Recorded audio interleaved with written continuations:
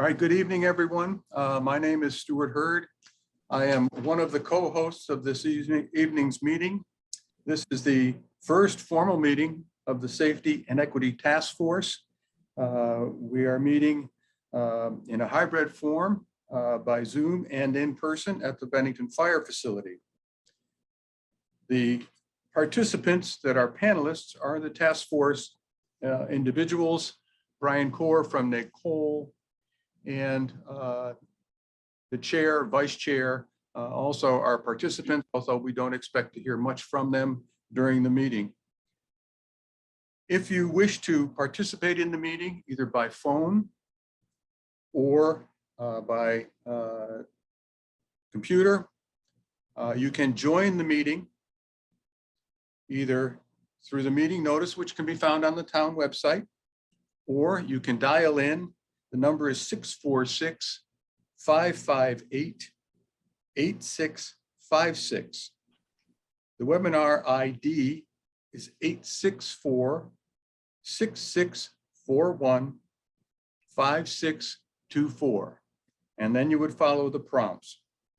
You can watch this meeting at the physical location, and it is being televised and recorded by CAT TV, and we appreciate their service on this. You will be able to participate only in the public comment period if you are an attendee. And attendees have to be recognized before they can speak. As the co-host, I will be controlling those in the attendee column who wish to ask a question when we reach the public comment period. And I will allow you into the meeting to ask your question. I'm told that if you want to raise your hand and you're on telephone, it's *9. If then when you are prompted and you are allowed to unmute, it is *6. Now, these are both directions for folks using telephones. And we ask that when you ask a question as an attendee, please clearly state your full name and your residence or your address so that we have that. And at this point, I will do these announcements again when we move through the meeting to the public comment period. But at the present time, I will turn the meeting over to Brian Corr from Nicole. Brian, it's all yours. Well, thank you so much, Mr. Hurd, and thank you to everyone who is on this task force. Thank you to the select board, and really thank you to everybody who in any way has been part of this process. I'm really glad to be here. So I'm going to do the classic thing. I'll introduce myself, go through a quick agenda review, and then we'll get into the substance. And so again, my name is Brian Corr. I am a board member and the immediate past president of NACOL, the National Association for Civilian Oversight of Law Enforcement. And funnily enough, my time on the board comes to an end tomorrow because tomorrow NACOL is electing a new president. So I will no longer be the immediate past president, but I will still be working with NACOL to support the town of Bennington in this process. So you won't get rid of me. I'll still be here. And I'll just say very quickly, my day job is that I do civilian oversight here in the city of Cambridge, Massachusetts, where I live and work and where I am zooming in from. But again, I will be up in Bennington as possible and needed for some of this work. I won't go into a long introduction, but I just will say that I've served on the board of NACOL since I think 2013, and I've been doing civilian oversight since 2012. Before that, I was the statewide field organizer for the ACLU of Massachusetts, and over the last 35 years have worked in different nonprofits and government agencies, generally around transparency, accountability, and improving things in a broader spirit of peace and social justice. So I'll leave it at that. NACOL, again, I would imagine people who are participants in this meeting know, but for people who might be watching, it's, again, National Association for Civilian Oversight of Law Enforcement. We are the national organization that works to support and promote civilian oversight. We do training of existing and new civilian oversight entities. We work with communities like Bennington and large cities, small cities, counties, all across the United States to help ensure that ultimately policing and law enforcement are in line with the needs of communities, that people doing that work are doing it in a way that supports people, and that we also support those in our field of civilian oversight. So I could say a lot more. I'm not going to. There's lots on our website, www.nacol.org. nacole.org, nacole.org. And with that, let me just say again what we plan to do. So we will have introductions from the people attending the meeting as participants. I will do kind of broad orientation to the work plan for this group. I'll facilitate the organization of this group, which simply means electing co-chairs. And in that process, people will be able to self-nominate. Someone can nominate someone else. There'll be a second, and then someone, of course, needs to accept the nomination.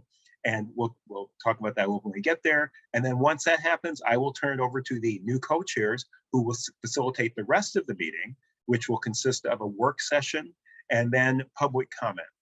And I'll just say that we have planned this meeting from 5:30 to 7:30. So we are anticipating about 10 minutes for public comment, mostly because we just want to make sure that we get the work done and we stay on task. So our goal, and I believe we will end this meeting by 7:30. So having said all of that, I will ask people to indulge me for one moment before we go into introductions. And I want to offer this to people. A lot of times people say, let's do ground rules or norms. And, this is your community. But one thing I found helpful broadly across all sorts of people and interests and groups is the four-way test. Now, some of you may know this. It actually comes out of the Rotary clubs. And it's a nonpartisan and non-sectarian ethical guide for people to use in their personal and professional relationships. And it really is just this. I'm going to read it so I get it right. Of the things that we think, say, or do, there are four questions. Is it the truth? Is it fair to all concerned? Will it build goodwill and better friendships? And will it be beneficial to all concerned? So is it the truth? Is it fair to all concerned? Will it build goodwill and better friendships? And will it be beneficial to all concerned?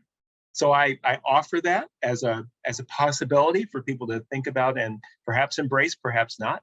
And with that, I am now going to invite everyone here, and it's on Zoom. So I'm going to try to do what I've seen people do well, which is I'll go in the order on my screen, but I'll say who is next, and then I'll say the person after them, so you have a little moment. So before I say what it is, I'm going to warn Lauren that, Lauren, you're first on my screen, so you'll be first up.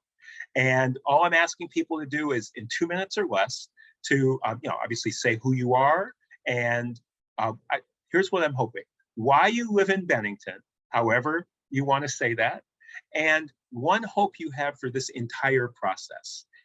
Maybe in a sentence or less, but really to keep this to 2 minutes. Less would be great, because on the one hand, we have a lot of work to do, but we also want to make sure that people get to have some sense of who you are. I know it's hard on Zoom. I anticipate there'll be in-person meetings. Some of you may know each other, and I'm sure not everyone does. So first will be Lauren, followed by Lynn. And again, a 2 minute or less intro on your name, why you live in Bennington, and one hope you have for this entire process. So next is Lauren, followed by Lynn. So thank you very much. My name is Lauren Wilcox. I've lived in this area pretty much my entire life. My family has lived in this area for a very long time. One of the things that I'm hoping comes of this is a greater sense of trust and transparency and goodwill towards the law enforcement in Bennington, and towards the just a greater sense of transparency and trust from the community as well in the policing. Thank you. All right, thank you, Lauren. So that was great. I won't comment on everything people say, but that was great. So thank you. Next, we have Lynn, followed by Gail. So Lynn, it's your turn. Hi, my name is Lynn Mazza. I came to Vermont because I was frankly attracted to the lifestyle, the politics, the kind of opportunities I saw that it granted me to kind of live the kind of life I'm choosing. And I hope for this process, big picture, my biggest best hope would be that it could really increase communication and collaboration between the police force and the people in town. All right, great. Thank you, Lynn. So next we have Gail, followed by Sarah Beth. And I'll also say, I should have said, please, if you have any preference about your name or your pronouns, you should share that with us as well. So I apologize for not adding that. So Gail, followed by Sarah Beth. Hi, everyone. My name is Gail Harbour, and I've lived in Bennington almost all of my life. Moved away for a while as a young woman and came back to raise my family here because Bennington is a place where I feel safe and I feel comfortable. And that's something I'd like everyone in Bennington to feel, that they have arrived home. I would like to assure that in any way we can, that people are comfortable to bring forth concerns. I'd like people in our police force to feel supported in a cohesive way with the community and in an open way. Thank you, Gail. So next we have Sarah Beth, followed by Ben. So Sarah Beth. Hello, my name is Sarah Beth Ward. Can you hear me? Yes. Okay, just want to make sure. My name is Sarah Beth Ward. I have lived in Bennington for about 2.5 years now. Moved here from New Hampshire, basically to be near my daughter, her husband, and her 3 children. So I have 3 grandchildren that, the reason I did get on this committee is to make sure that they grow up in a safe environment. I want to find ways that we can support the police department so that they can do their work. Of course, it has to be in a very fair and consistent and transparent manner. And basically, that's it. All right. Thank you, Sarah Beth. So we have Ben, who will be followed by Jim. All right, Ben, if you can unmute yourself, and you're next. I'm Ben Cazawa. I worked in Bennington for about 4 years now. I live just south of the border in Berkshire County, Massachusetts. I grew up there and lived there my whole life. Moved away for a few years to New York and then moved back that way. One thing I hope to get out of this process is obviously everyone's touched on the very good things. I'll reiterate what someone's already said, to see cohesiveness between the police department and the community, which, the police department is of the community. So I can't wait to see just the progress we can make as far as getting cohesiveness there, better communication, and just working together as one, with each other. Looking forward to that. Okay, great. All right, thank you, Ben. So next we have Jim, and Jim will be followed by Margay. Okay, Jim? hello, my name is Jim Byers. I've been in Vermont for about 11 years now. Came down off the mountains into Reedsboro to Bennington, quite frankly, because we needed to be closer to medical appointments. My wife and I are for that stage in our life. Communication has always been important to me. And one of the things that I've noticed, and the reason I'm on this task force, I wanted to be on this task force, is it seems like communication between the community and the police force has, I won't say strains, feels like it's been fractured for some people. Not every equity is part of what we're doing. Not everybody feels that they're having a fair shot at police protection or with the ability to call 911 and feel safe doing that. And I think a lot of that does come down. We need to build bridges of trust. That's important to me. And I think there are partners on both sides of this with good faith. And I think we have a great shot of building a structure for whatever we decide. I think we have a great shot of building a structure that can move Bennington forward to a really cohesive community. And I'm excited about this. Thank you. All right, thank you, Jim. So next we have Margay, and I hope I'm saying it right, followed by Marsh. You did. Thank you. I am Margay Diamond. Good job. I was born and raised here, graduated from MAU, and then, of course, true to teenager, I had to get out of Dodge. So I spent 30 years in the San Francisco Bay Area, raising my daughter and having a family and all that. And a year and a half ago, right before the COVID lockdown, my daughter and I came back. I have kept strong ties with many people in this community, and it feels really good to be home. I feel really grateful. I also have brought with me, an experience that many of you have had at some point, I'm sure, which is living in an urban environment with a lot of diversity in my life. And I've seen inequity in urban areas that people wouldn't believe. And here we are back in my hometown, and I am looking forward to being here for the second half of life, if you will, and getting engaged with the community. And I see room for improvement. And I want this to be the best place it can be. And diversity and equity and transparency are really important to me. And I think that we have, created through this task force an important channel, and I'm really honored to be part of it. Thank you, Margay. So next we have Marsh, followed by April. So I'm Marsh Hudson Knapp. I grew up here in Bennington 72 years ago. It's a long time. And like Margay, wandered around the country a while, lived in California and then around Vermont. Before I retired, I was the minister of a local congregation in Fairhaven. And we had a lovely group there called Impact Fairhaven that was composed of town leaders and the police department leaders and regular citizens. And so it gave me a taste for what this kind of thing can be. I served on the collaboration policy team and got very excited about what possibilities are happening around the country with police and community, and particularly the sense that we are in this together, that the well-being of our community, that the vision we have for our community is something that the police and the community members and organizations and individuals and groups within the community, where we all need to understand each other's needs, hopes, and lives, and work together as a team to help solve our problems and make the most of things. So I'm very excited about this whole project. All right, great. Thank you, Marsh. So next we have April, who will be followed by Clark. And then I think that will be everyone, but if I've missed someone, let me know after we get to Clark. So April, you are next. Hi, I'm April Dunham. I'm a lifelong resident of Bennington. I'm now raising my own family here. I joined this board because I'd like to see more sense of community, a more inclusive community where everyone feels safe and trusted. And I think with our police department, they do a great job, but I'd like to see more communication and transparency as well, too. Okay, all right, thank you, April. Clark, you are next. And like I said, I think then we've gotten through the whole set of folks here. Good evening. You saved the best for last, I guess. I'm Clark Adams.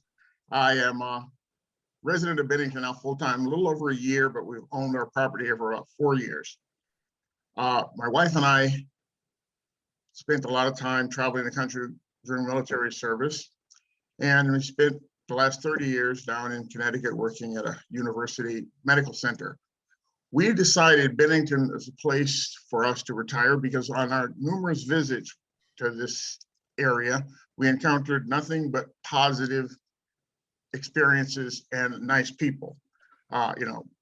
My wife and I guess we call it biracial couple, which we've had problems over the years, but we've never seen or encountered anything like that in Bennington during our visits or in the 5 years we've owned property here in town. My interest in being a participant of this task force is because I'm not comfortable with what I've read or heard said about Bennington. I don't like the idea that there are people who perceive this town as being not a good place based on whether it be gender, race, ethnicity, or whatever. And like so many other people said, I think it's important that open communications exist and matters of mutual respect be reinforced and maintained, not just with the police department, but I mean in all elements of governance within this community. And also the community needs to be respectful of our elements of governance also. So that's my story and I'm sticking to it. All right, well, thank you, Clark. And again, just to confirm, I didn't miss anybody. I know the magic of Zoom, people move around on your screen. All right, nobody is looking distressed or raising their hand or anything like that. So I'm gonna say that we have all done introductions and I really appreciate people's honesty and openness. And again, it's a small part of you're all getting to know each other, to work collaboratively as a public body to do this work. Obviously, very important work. So I, again, appreciate all of you being here, and just want to do my best to help guide you through this beginning of the meeting and then continue on this journey with you as you do your work. And so the next thing that I need to do, that I'm here to do, is to say a little bit about the purpose and the charge and all of that. So this is the orientation piece. Now, you've probably all read this multiple times, but I do want to read the charge out, both for people who might be listening and watching, but also just to help ground us in what the work is. So the charge to the Safety and Equity Task Force is that you shall develop recommendations for the name, scope, structure, membership, and responsibilities of a Community Safety and Equity Board. Areas for consideration include, but aren't limited to, the following. 1, recommendations on police department training and community collaboration efforts. 2, review of complaints against the Bennington Police Department. 3, development and review of proposed critical Bennington Police Department policies and procedures. And 4, analysis of safety and equity data. So that's the charge, pretty straightforward. And I think as we think about that charge, it's always helpful to think about a little more tangibly, what is the purpose? And from the NACOL perspective, we've done this for decades, but we also in the last few years, with all of the interest in oversight, police reform, accountability, transforming public safety, we've had these conversations with many communities. And generally, we kind of encapsulate this as, you want to figure out what the purpose of this board will be. You want to do real thinking and come up with specific proposal about the composition, sort of like the process that went into creating this group that you're a part of. But, something that's a little different and formal because it's a more permanent body. The powers and duties of that board, and that will involve lots of different things around state law, municipal ordinance, all sorts of things. But that, again, you'll have some help and support from the town, from NACOL, and then the training that will be needed for that new board.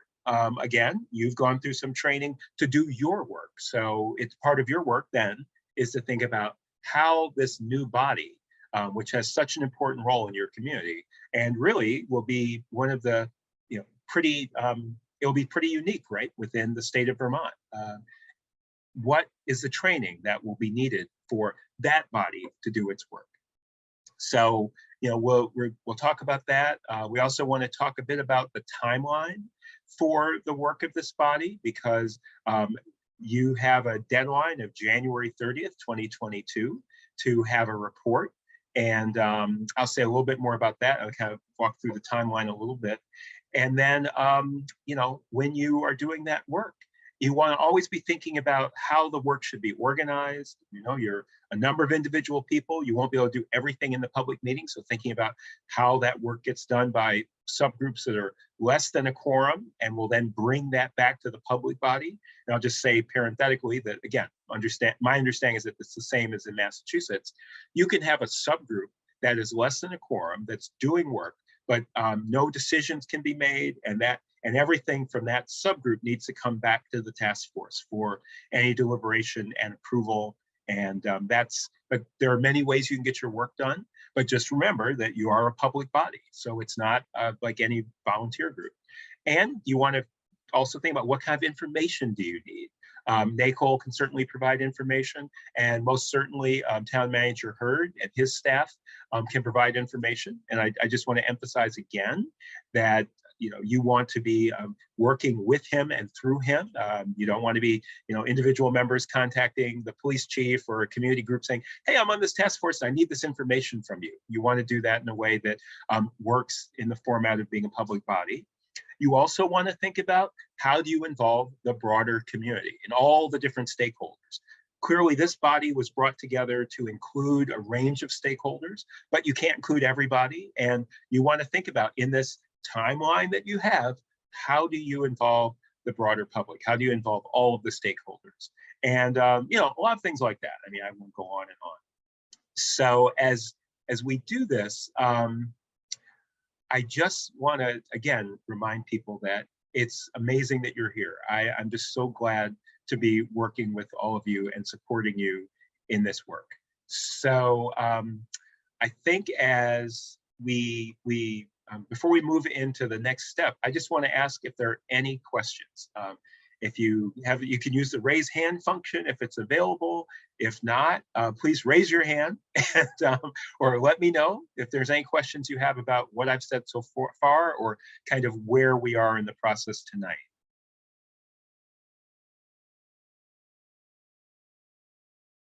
Okay, I'm not seeing any hands. I'm not seeing any questions, no real hands or virtual hands. Okay, so, you know, let me just say again, you know, kind of what we're going to do. So I did the quick orientation to the work plan. The next step after this will really be, I'll lead you through the election of co-chairs, and then in the work session, you know, I can talk during that as well. But I just want to say that what I'm thinking you're going to want to do is to really, you know, start talking about how you're going to come up with that work plan, how you're going to do that work. You want to look at a timeline, and you know, there's been a little work done to look at some possible dates. Thinking about maybe Thursdays seems to be a good date. You need a physical location for those meetings, whether some people are on Zoom or some are in person. So Town Manager Hurd has gotten some availability on the fire facility in Bennington, which is a good public meeting space, and some dates. I have some information about when NACOL staff are available. So we will do that. And then again, this will be once the co-chairs have taken over the meeting. And again, we want to make sure that we get to public comment by 7:20. So it is 6 o'clock right now. Spent a good amount of time doing this. So I will now talk about the task force orientation. So as part of this, you know, it's kind of the standard thing. You're going to have co-chairs, and the co-chairs will be responsible for facilitating the meeting and all of that. You'll work with Town Manager Hurd, who is staffing this committee on, you know, getting agendas out to the members and all of that. But really, the role of co-chairs, I mean, there are lots of different roles. You're responsible for managing these meetings, but also think of the role as kind of shepherds for the process. You will still have a voice. You will still be able to participate as a full member, but you'll also have the responsibility of ensuring that everyone's voice is heard, that the process is moving forward, and that the work is being done in a way that is respectful, productive, and moving toward the goal of this task force and the timeline. So with that, I also want to mention that after those co-chairs are elected, their first task will be to look for nominations or facilitate the choice of a note taker, because you do need to have someone who is officially designated to take the notes at these meetings. So again, before I proceed, are there any questions about what I've said or anything that I've missed?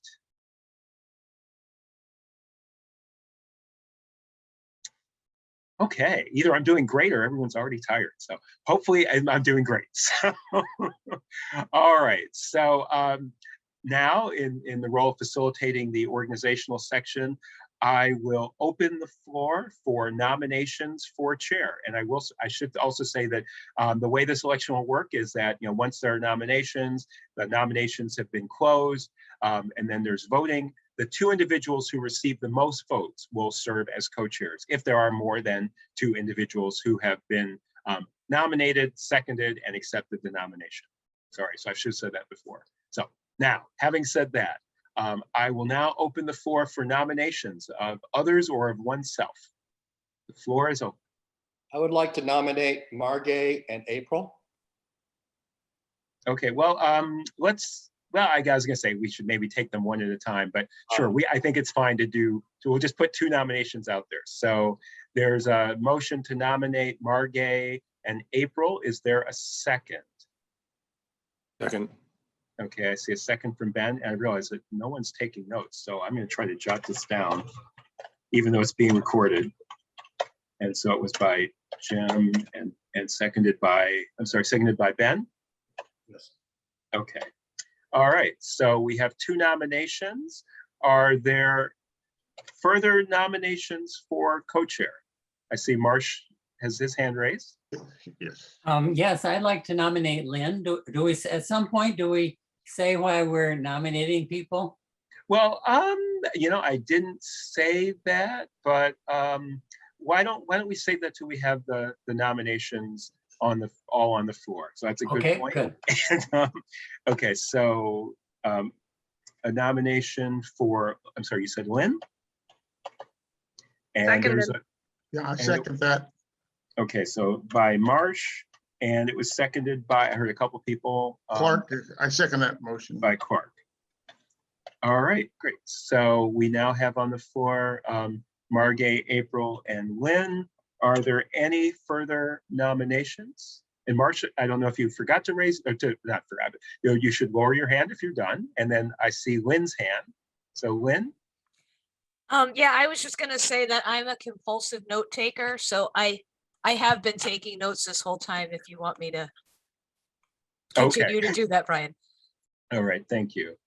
Are there any further nominations?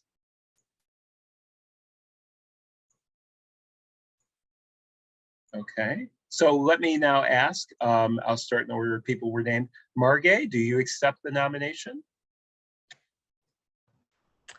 I do. I would be honored. Okay, thank you. And April, do you accept the nomination? I'll accept it, yes. Okay, yes. And Lynn, do you accept your nomination? I would actually prefer to be note taker.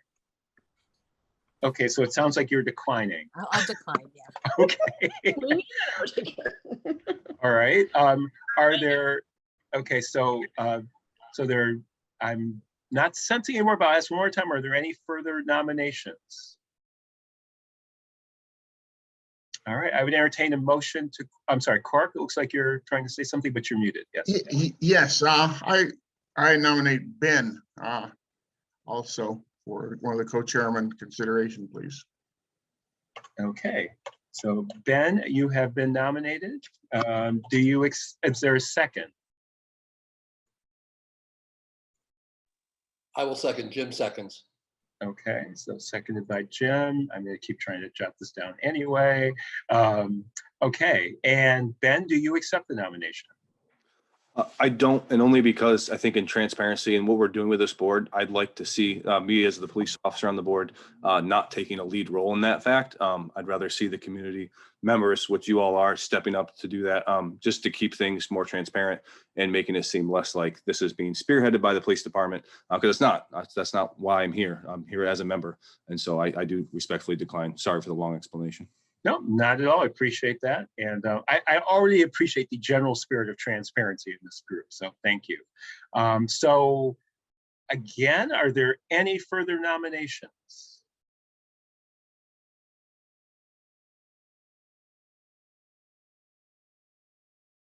Right, not hearing any, I would entertain a motion to close nominations. Is there a motion? Seconded. Seconded. I'm sorry, was there a maker of that motion? I'll motion to close now. Okay, so Lynn moved to close, and then I think Clark seconded. Correct. All right, and so now because this is a public meeting on Zoom, again, much like Massachusetts, if a vote is not unanimous, we need to record how everyone voted. So this is our first vote. So this is a vote on the motion to close nominations for co-chairs of the task force. So I guess let's try a kind of a voice vote, hands raised, make sure your camera's on if you're voting. So all in favor of closing nominations, please say aye and raise your hand. Aye. Aye. Aye. Okay. All opposed to closing nominations? None. Any abstentions? Okay, with that, it's a unanimous vote by all members of the body to close nominations. And so we would next proceed to a vote. However, there are only two people who've been nominated, Margay Diamond and April Dunham. So I would entertain a motion to elect Margay and April as co-chairs of the task force. I move to name Margay Diamond and April Dunham as co-chairs of the task force. Is there a second? Seconded. I'm sorry, I looked away for a second. Who was the second? Lauren. Okay, thank you, Lauren. Mhm. All right, so there's a motion on the floor to elect Margay and April as co-chairs. And any discussion? Great, good. I know someone asked about why they nominated people, but we're just going to keep moving. So all in favor, please indicate by saying aye and raising your hand. I, Aye. All opposed? And I apologize, I just got kicked off for a second, but I'm back. If we could just touch base on what we're voting on, that would be Oh, wonderful. I'm sorry, I didn't realize it didn't look like you were going on my screen. That's So, okay. so we are in the middle of the vote for you and Margay to be elected as co-chairs, as the only Thank two you. nominees. Move accepted. So, would you like to vote in favor, April?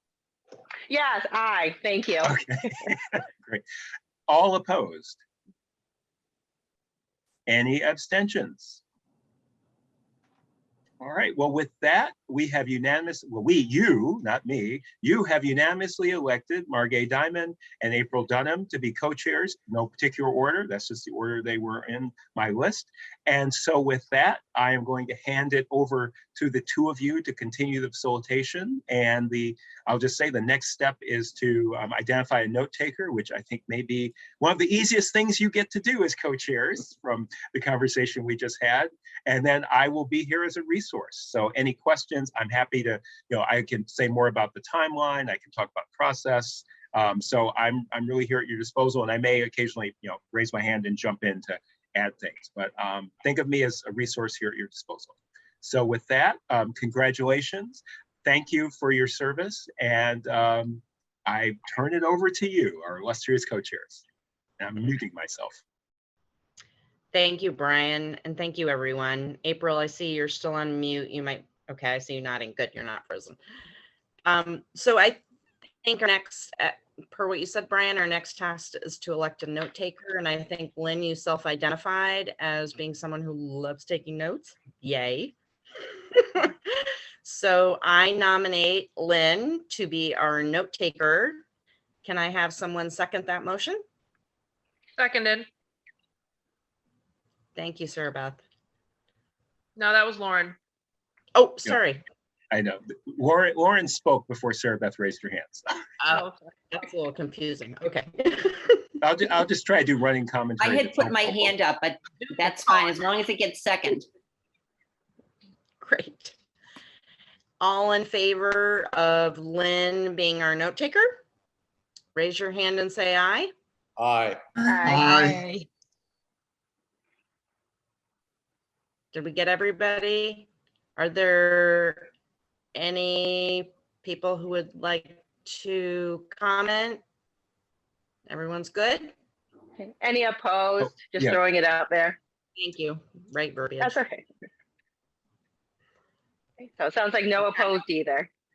I see Clark's hand is raised. I'm not sure if that's a vote or to speak. And you, Clark, you're muted still. Nope, still on mute. Can't hear you, Clark. Sorry. That in fact was a vote, but on a sidebar, I was wondering if maybe the idea of when we do make a vote that, because I have an unstable system here at times, clicking on the hand raising might be a good thing, that way we can see, or the moderators can see that who is voting. Yeah, and if I may, I think that's a great idea. The only challenge is not everyone can raise their hands probably, but whatever helps the co-chairs to keep track of things and make sure that you can record this properly for the public record. All right, just an idea. No, it's a great point. And Lynn, as our note taker, I assume you will be keeping track of hands you see and hands raised so that we have that documentation. and I have a question about these notes in terms of open meeting laws. So I mean, I can type them up, send them out to the group, but then do I need to make them public? Like, how does that piece work? I see Stu's hand raised, so maybe he's ready to weigh in on that. And that, in fact, Brian, that's exactly what I was going to do. Lynn, the minutes must be typed and filed with the office here within, according to the law, 5 days. That way they are available for review by the public, even if not yet approved by the task force.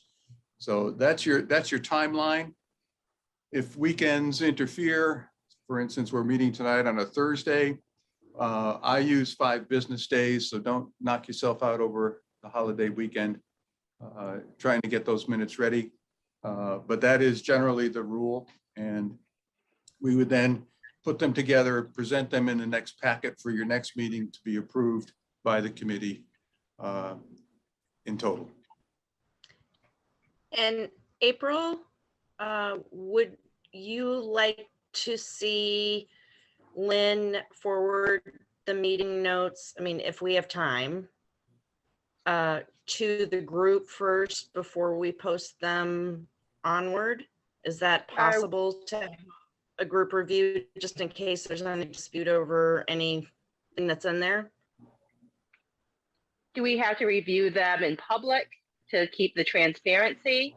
Kind Yes. of like the select board. I noticed the next time they always have a meeting, they review the note publicly. Yeah. Yes, Okay, good. actually, the minutes belong to Lynn. She is the note taker. You've elected her. They are her minutes. So Okay. the chairs don't get to review them and edit them. Changes can be made only at the next public meeting of the task force. So if you have corrections or amendments, they must be done in an open meeting at that time. Okay, thank you. All right. And I will just add, if you have any questions about any process stuff, please don't hesitate to reach out to Stuart, or not to speak for him, but he is the person staffing your body. And I mean, I'm helpful for certain things, but he knows the law, he knows the rules. He's right there on the ground with you. And I'm sure he would rather have you ask 5 questions and get it right than to make a couple of mistakes and have to get in trouble. So We all get in trouble sometime, Brian. that's true. I do know that.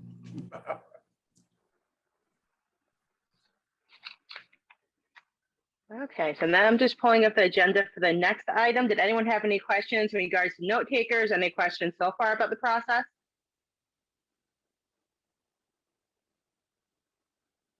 Looks like a no.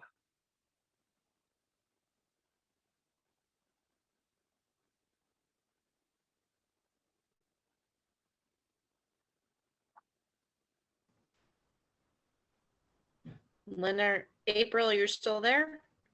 I'm still here. So I was just looking for the agenda, and I apologize, my computer was funky, so I went to my phone, so it's a little bit more time just to pull everything up.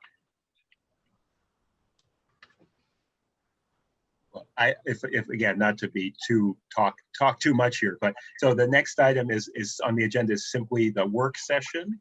And as I said before, the suggestion is to talk about how you'll come up with the work plan, how to address some of those things, the timeline, which I'm happy to kind of go over when we get to that point. Not that I'm the only one that can, and thinking about how you're going to divide up the work, and for the initial meeting. And you definitely want to figure out when you're going to meet before the end of this meeting. So I'm thinking maybe we'll start. I don't know what you're thinking, Margay, about time, when a good time is to meet, and that may help determine the rest of how the workflow will go. Yep. Agreed. So we do have to meet twice a month. I think one can be Zoom, one can be in person. I know evenings we did do the training. Do they seem to work for people? Any certain day or time that works better for somebody? Or maybe we should say what doesn't work. We'll start with that, and that might work if there's a hard no that we can't do.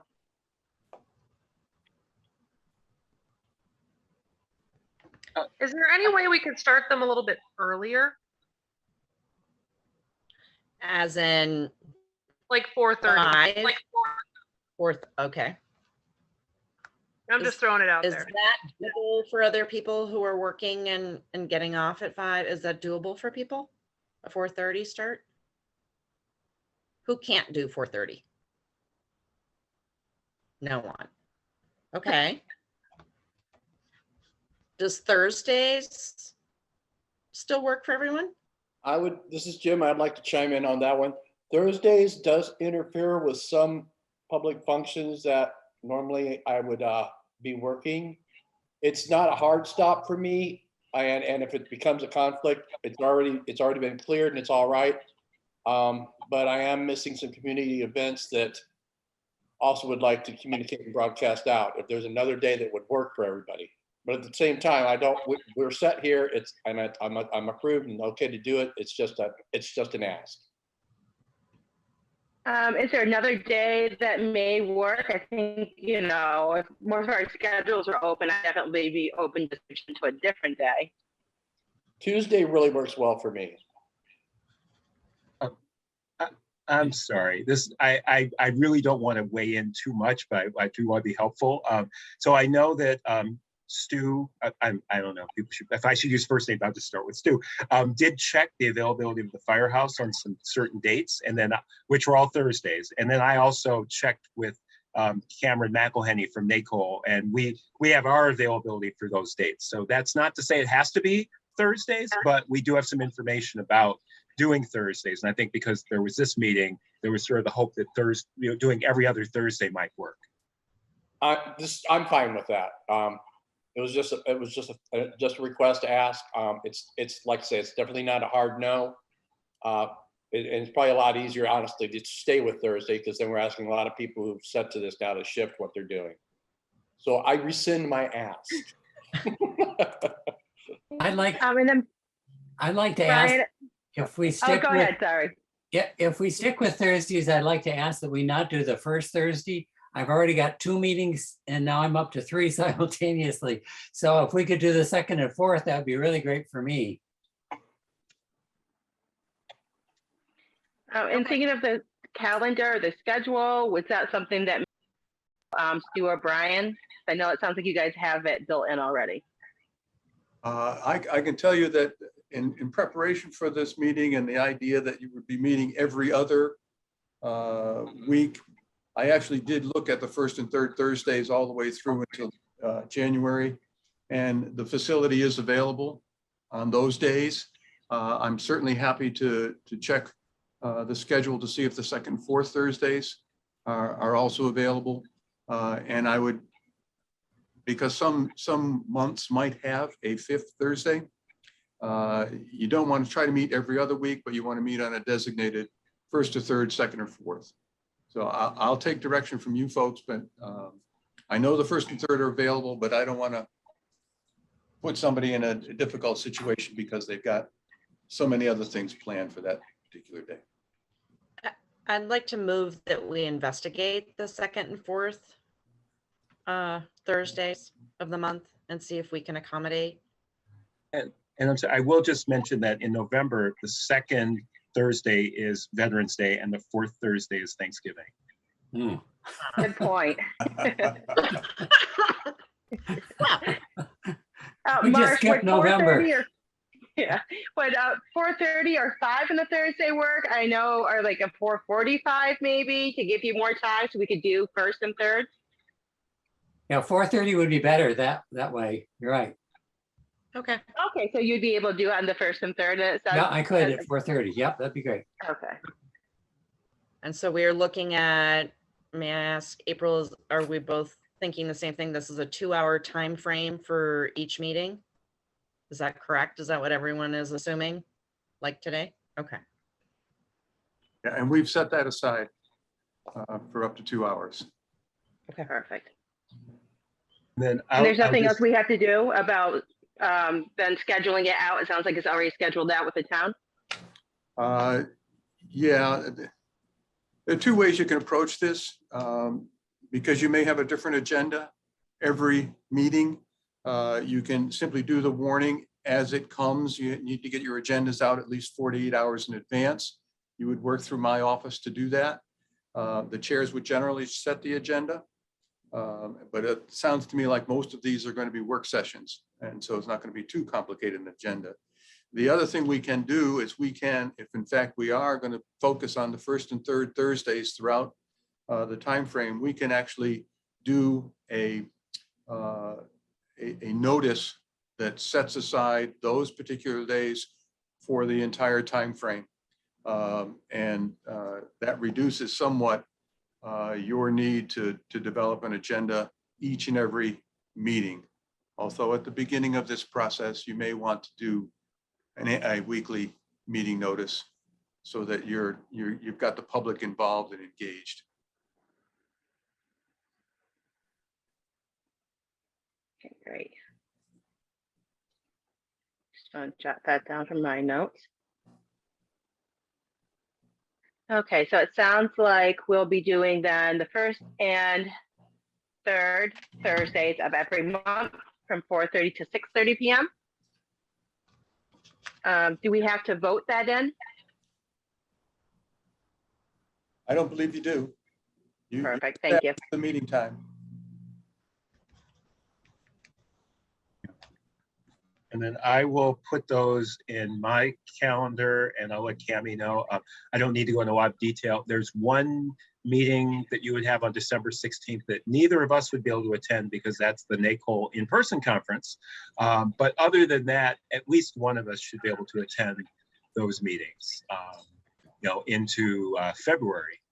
And so I think but that'd be really helpful. We'll work on that on our end and let the co-chairs know. Great. Great.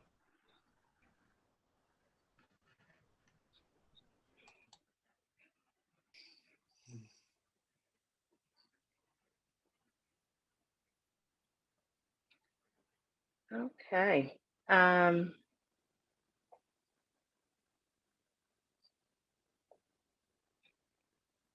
With respect, I don't know if I'm jumping the gun, April, but with respect to work schedule, which is our next agenda item,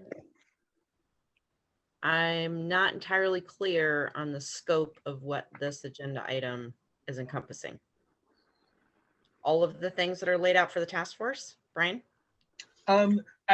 Yeah, and I recognize this is a little awkward because you've just taken on this role, and I've had multiple conversations with members of the select board to try to figure this out. So, you've figured out the date that you want to meet, which is great, and I think you want to start thinking about what do you need to accomplish. I laid out some things that I think are necessary pieces, and some of that is in the charge, but really you want to be, I think at this point, thinking about how are you going to get the work done?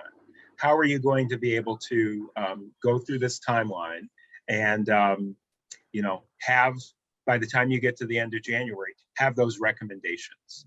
So you want to have recommendations, as I said, about the, I have all these different pieces of paper because I thought that would help me, and it's too many pieces of paper in front of me. So apologies, please bear with me.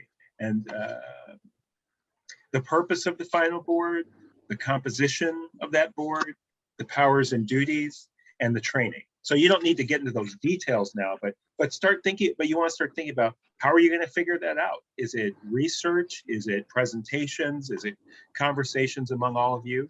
So hopefully that's helpful. Gail? Yeah, I was looking at the charge and I was thinking that maybe breaking them down into topics and then having subgroups work on each topic. I think in work I've done before, each group would start by doing some research or getting some protocols maybe already written related to that topic or how things function in other places related to the topics. So that maybe looking at this, we could have 3 or 4 work groups. One could be looking at what the committee would look like. And another one maybe could be training and education for the police or what needs to happen there.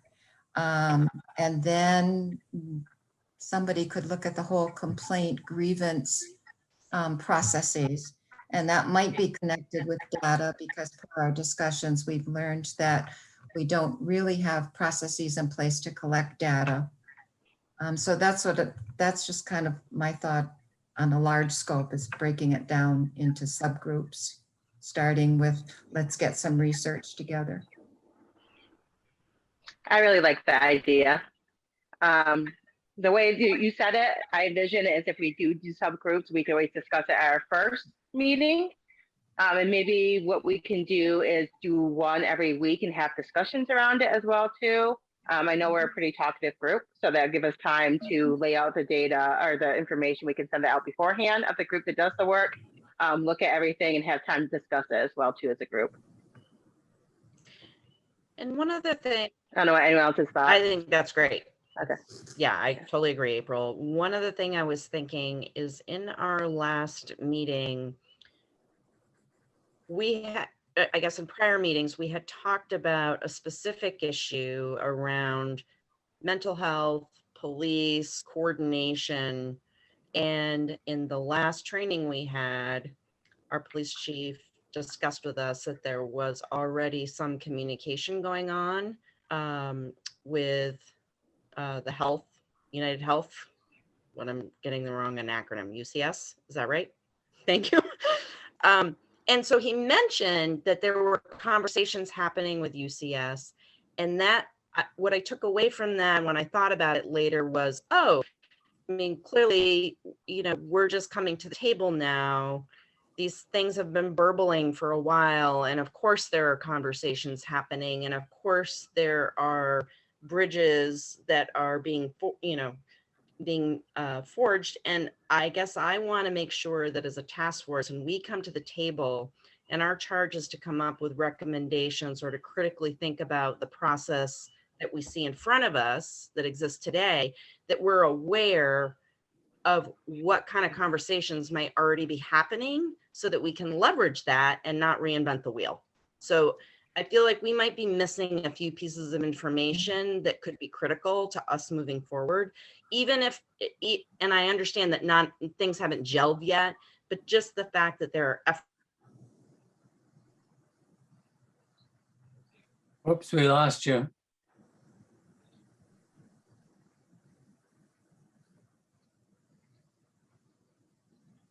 It looks like she froze. April, I don't know if you want to try. Oh wait, Yeah. I think Margay, you froze and now you're on mute. So Can't hear you.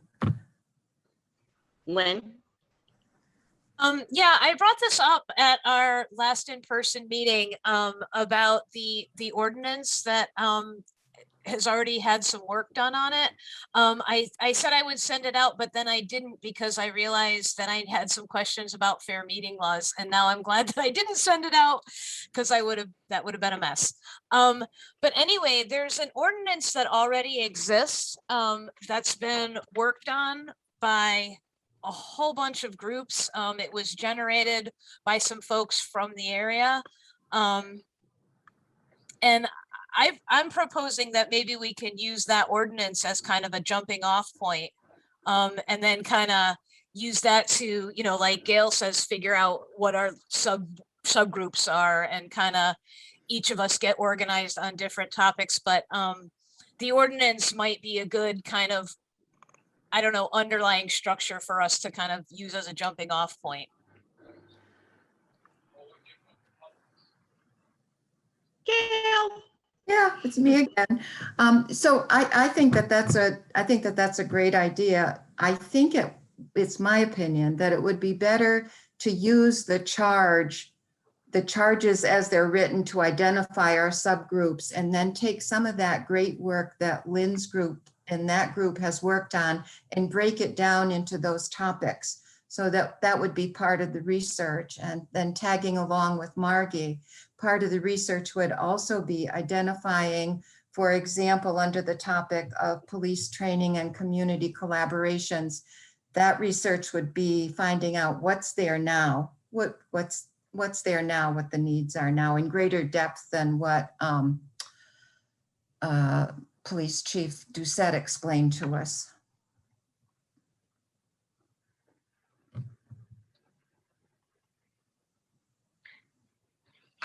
I agree. So I'm wondering for our first meeting, which I'm looking at the calendar, would be the 21st at 4:30, if we should review the ordinance and elect subcommittees at that time. Anyone else's thoughts are on that? Brian? Yeah, so, well, two things. Now, I haven't seen the ordinance. I don't know anything about it or the group that drafted it, and I recognize some people, at least one person here is part of that. From an external perspective, I would suggest that you just want to be thoughtful about kind of saying, okay, here's where we're starting. If it might not be something that would really broadly include the community. I'm not weighing in on whether this particular ordinance does or doesn't. But you know, there are lots of resources about potential ordinances that very group may have looked at. So just, I guess I just want to be thoughtful about kind of locking yourself into a structure and a framework if you're not sure that that will speak to the entire Bennington community. But again, I don't actually know, so I'm not weighing in on that particular ordinance. It's just more of a process suggestion from the outside. Thanks. But definitely, very good point. Thank you.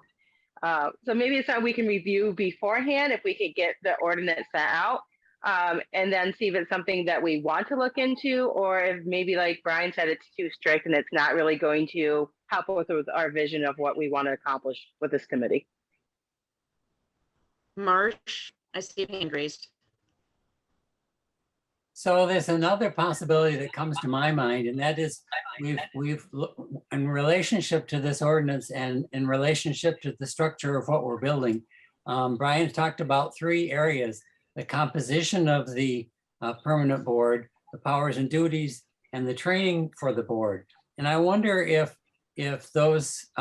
we might consider setting up a team to take each one of those focuses and look at the ordinance that's been proposed, but also look at other materials around those 3 areas, so that work that's been already done can be a resource in each of these 3 areas, rather than taking it all as one big clump, breaking it down into 3 pieces. I like that. Mm-hmm.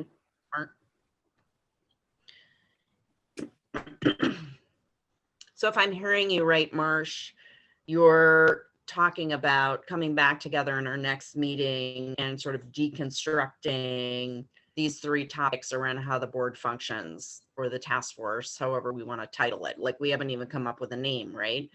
So there are all sorts of fundamentals about an existing task force, or whatever we want to call it, community board, and how it functions moving forward, that is its own piece, right, in addition to the other pieces of the charge. And I think training is a really important piece. So thank goodness you're here, Brian.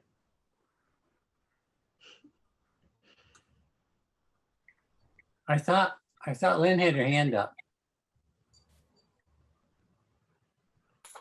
It was another fair meeting law question, but I can just contact Stu after.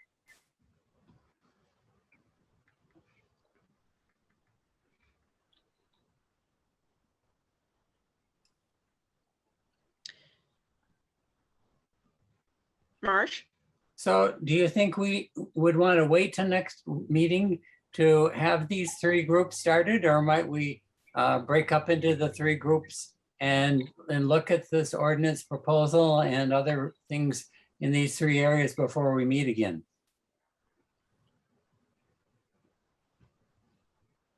April, I don't know how you're feeling. I'm thinking Marsh has a great idea. I think we should. I'm thinking we have a very short timeline. When we think about how much information we have to cover by January, that it was not a bad idea.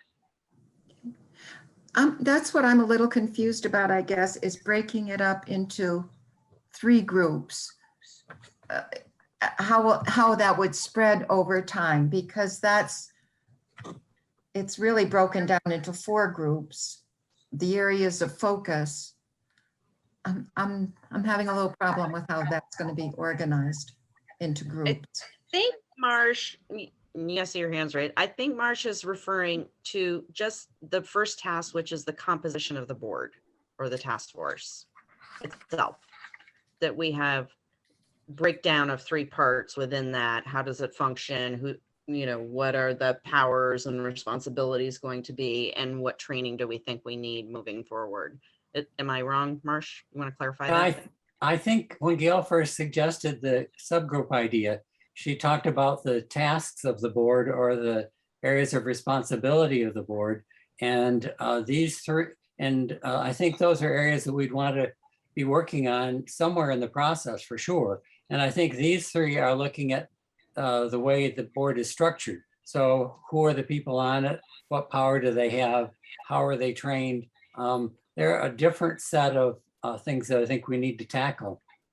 And I don't know that I think if we have some idea of the composition, the structure of this system first, and then look at how would we be able to accomplish these four tasks or maybe some others, that might come second, but that's just my thinking. If it helps, there is 5 sessions before the beginning of January. So just to think about that. And then I see Brian had his hand raised as well too. Oh, I'm sorry, just to say very quickly, I think the reason I had 4 was the 4th that didn't just get mentioned is the purpose of the board. I mean, it might be like, of course we know what the purpose is, but I think that's something that your group is going to have to be very explicit about because there's so many different purposes and functions of oversight boards. So that may or may not be a separate group, but it's a 4th topic that you have to tackle. That might be why there was the 3-4 confusion or concern. Oh, thank you. So I have a thought, and my thought is that we break it in half. I don't know, I mean, with our 10 people on this board or on this task force, how we're necessarily going to be effectively subdividing much more than 2 or 3 times, right, in our size and get good opinion and difference discussions going on. So I am wondering if we couldn't make some decision today about doing a little homework and coming back to the next meeting and having some folks volunteer specific around the purpose of the committee, task force, whatever we're going to call it. Like, what is the name going to be and what is the purpose? And then I think who are the people on this board? What kind of role do they play? I hate saying power because it's not really power. It's like, what role do we play or do we expect people to play in this role? And I think inherent in that is an attempt at least to suggest that this board represent some diversity across many spectrums of diversity, whatever that means, whether it's race or gender or class, that we make a concerted effort to position people on this community board that would be really reflective of our community.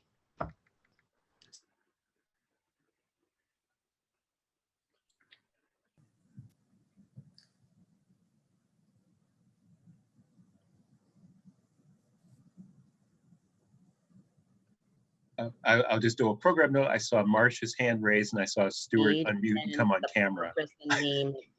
Sorry? We lost you, Margay. You lost connection. Chopped out, sorry. I was just wondering if we could make a decision tonight to self-identify sort of 2 pieces of the puzzle here with respect just to how the committee functions. What are we going to call it? Who's going to be on it? What kind of representation are we looking for in order to really be representative? And then training and responsibilities as another piece. How do you see that, April? I think that's perfect. I think that outlines pretty much our task or what we're here for, which is the most important part. And I know there's been a lot of discussion about naming our board something different because task force really sounded too heavy-handed. And we want to do more with collaboration. So I think that's a great jumping off point. And Marsh, you made a very good point. I think getting ourselves sort of structured and figuring out how we want this thing to look is kind of the first step to being able to make a move and dive deeper into the work. So my question is, how might we operationally, and maybe Brian will have ideas for this, or maybe Stu will, how do we carry out this division into task forces? can we meet? How can we meet separately from this meeting? How can that work? Operational. If I may, Marsh, as long as you do not have a quorum in your meeting, you can meet privately however you decide to do it, and actually work on the issues that you're charged with. Your reports must come back to the entire group, and obviously you would use my office to get that information consolidated and out and ready for your next meetings. But if you were to have 2 groups of 5, you do not have a quorum. Okay. And that would work for you, or you could break into, a group of 4 and 2 groups of 3. However you want to do it, just don't have 6. Okay. Group. Would everyone be willing to move forward and split into 2 groups? Groups of 5, 2 groups of 5? Lynn? Yeah, I was gonna suggest that maybe kind of our homework, if you will, for between now and next meeting would be to look over the ordinance and just kind of develop a response to it, see what people think. It is 17 pages long, so it's a little bit of read, and it's in legalese.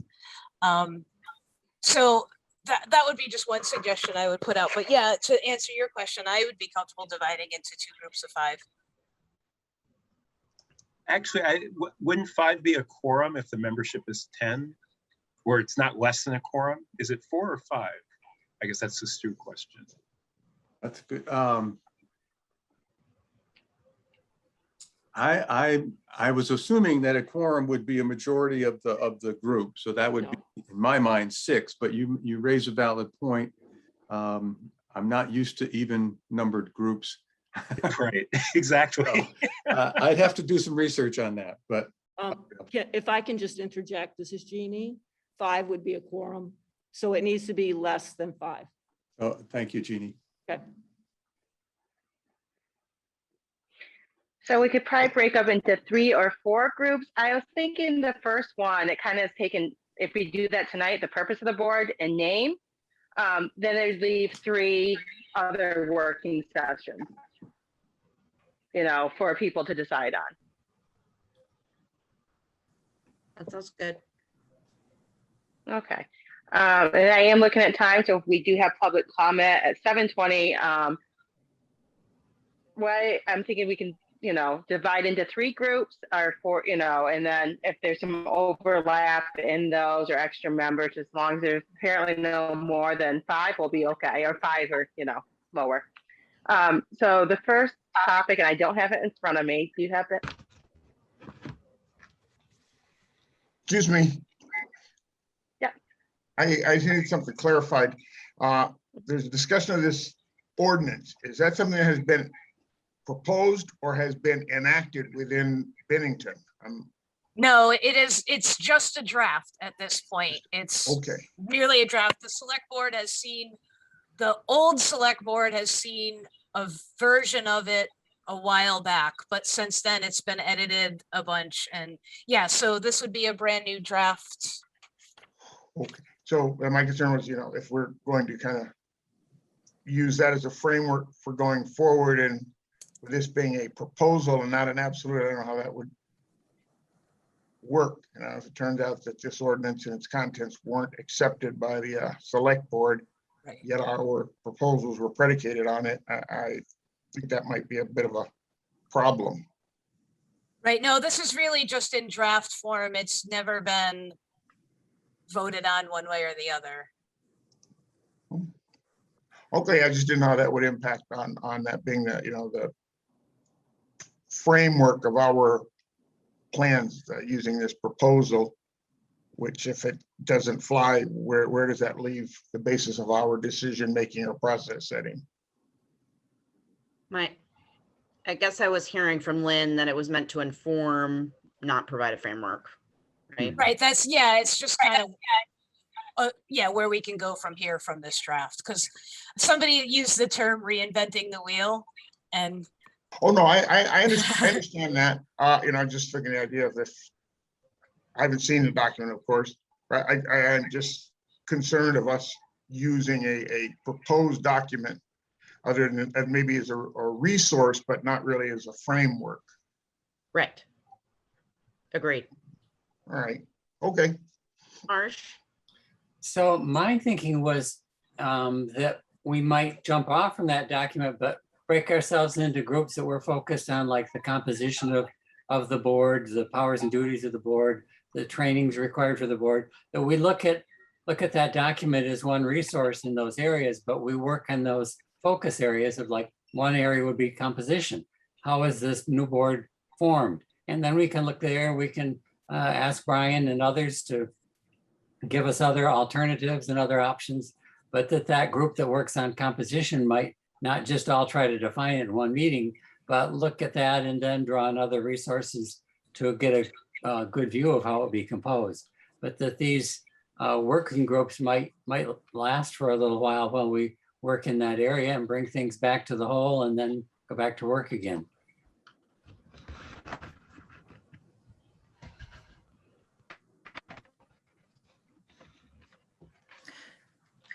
I think it would be really, oh, I'm sorry, you go ahead, Jim. I've been.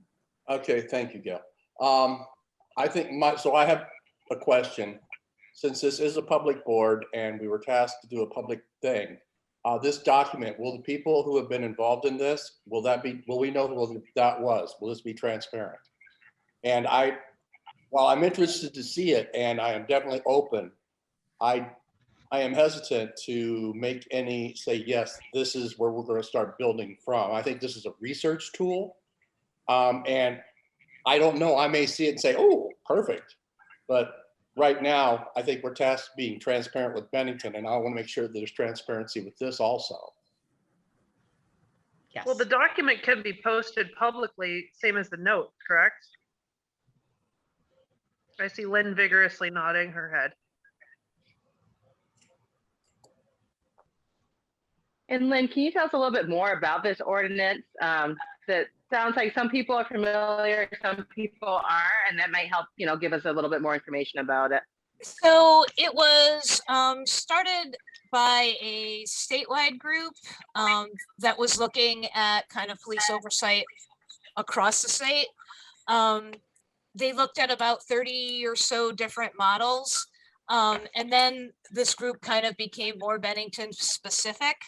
And this has been going on, like I joined in it in 2018. They were working on this before it, and kind of who's been working on it has been sort of a shifting mix over the past while. And it's been through many, many iterations and it's been edited a bunch of times.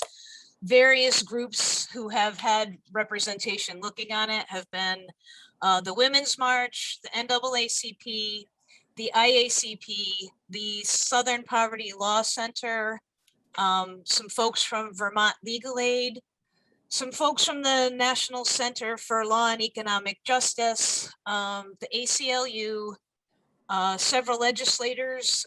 This was kind of in the history, have looked at it. Migrant Justice has weighed in on it. The few people from Vermont Law School have weighed in on it. We also ran it by some local leaders as well as community leaders in other towns from the BIPOC community. So like over time, it's been run by a whole bunch of different people, and their different feedback and edits have been kind of, so it's been like a morphing, shifting draft over time. Does that answer your question? Yeah, I guess it's a good overview. My other question is, you said you started in 2018. Has it been updated since then, or is it? It's been edited multiple times over that. Yeah, most recently, just a couple months ago, there were some changes made. Okay, great. And then, like I said, it's kind of a living, evolving document. So it's not meant to be like, here it is, here's the finished product. It's more just kind of a draft. A lot of that legalese wording is already in there. A lot of these kind of questions about composition and are already kind of addressed in there. So it might save us a lot of time and trouble. And then it might also kind of help to focus on, okay, well, these are the gray areas. These are the things we don't like. These are the places we need to do some research.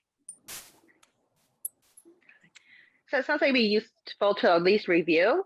And then we can kind of discuss it at our next meeting after we've all had time to review it, to think what our thoughts are, if it's something we want to, move forward with, discussing more, or, maybe it just give us some good ideas moving forward too in our task force as well too. Any thoughts from any other members on that? Brian? Yeah, I know I'm not a member, but I guess this is part of my role as the outside expert. Well, I shouldn't even put air quotes around my head, but I'm just going to be very direct. I think it would be important for your group, your task force, to look at this. And what I'm sort of hearing, and I hope this is accurate, is that a very diverse group of stakeholders from various communities that have a lot of interest in civilian oversight have worked on this for years.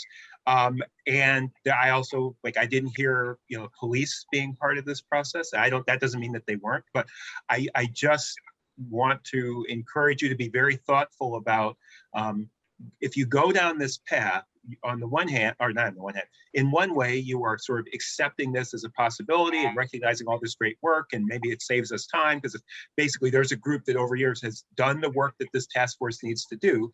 And on the other part, if you look at this and you say, yeah, this is not all we want to do, there are a whole bunch of people who have invested time and energy into this over years who may be unhappy that you're not accepting their work. So I think it's just being very thoughtful about how you approach what it is and what kind of resource it is for you, and whether it's the basis for your work as a jumping off point, it's one of many resources, and that's your decision. But I think this is one of those things where when you start the process, if there starts to be mistrust, or people feel that something was kind of already a done deal, whether they like it or not, it can create challenges. And you also want to recognize the work that people have done and pay attention to it. So it's not saying do or don't do, but just be very thoughtful and very careful, and recognize that there are challenges about however you move forward. But you want to be careful to maintain the legitimacy of this process, and for people to feel that they have the ability to weigh in and be equal partners and co-create whatever it is that comes out of this process. So that's my lecture. She's a great boy. No, thank you. That's very helpful, especially us being a new board, any advice you can give us. But I think that is also a great point, and I think a lot of the other members have kind of mentioned that we should use it as a resource, but it shouldn't per se guide all of our work that we do. But you do have a good point too. When you open that door, sometimes you can't close it either. So good thoughts. Gail? Yes, I agree that I can see it as a resource, one among many. I would like to see some resources from, if Brian has any, from other similar communities to ours who have written a purpose statement. A smaller community, not a large city one, but some resources from NACO would be helpful.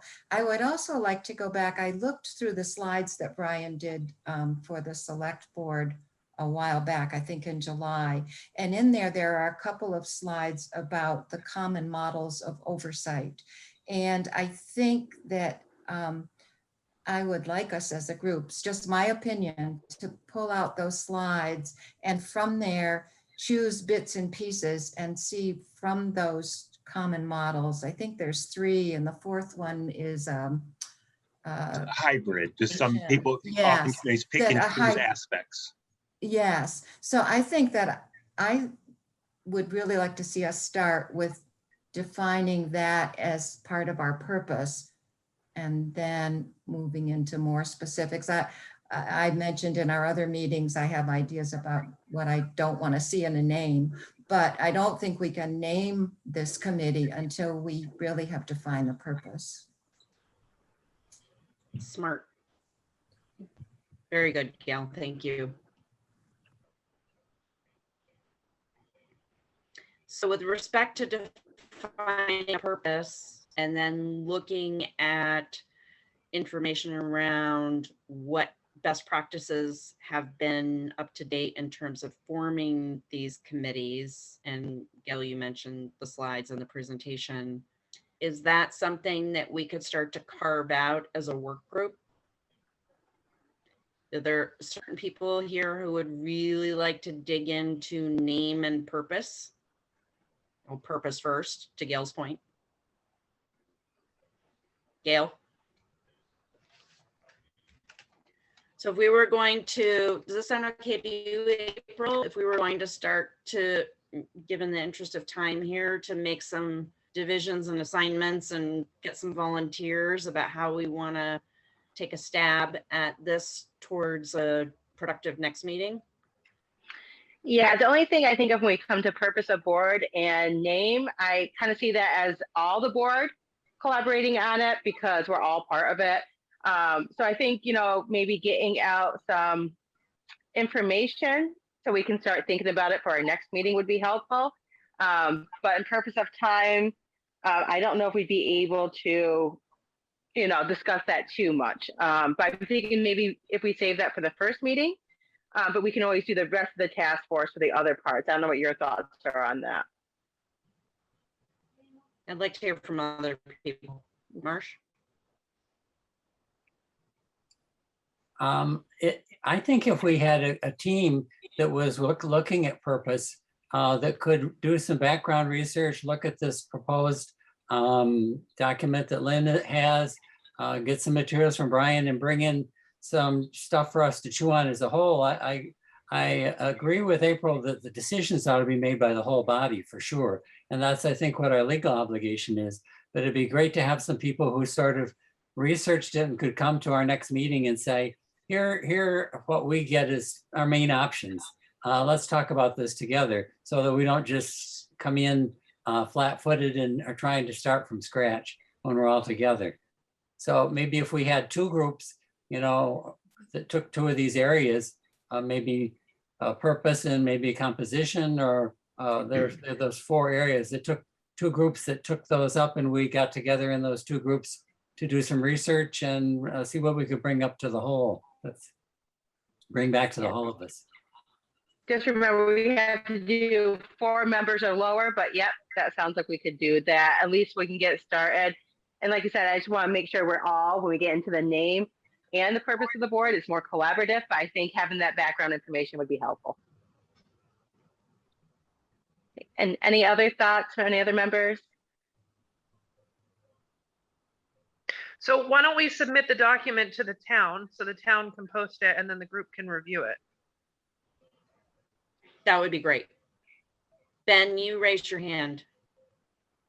Yeah, I would just say, I think as far as coming up with a name goes, not to oversimplify it, but that seems like a task that everyone could easily handle on their own. You know, there's not a whole lot of collaboration that would come up with a name as far as individuals, and then pooling those together at our next meeting, we can decide, you know, pieces that we like out of that. But come up with a name doesn't require necessarily a lot of research, but it allows everyone can kind of come up with their own ideas, and then we can throw those together and see what we like about which names and see what sticks to that.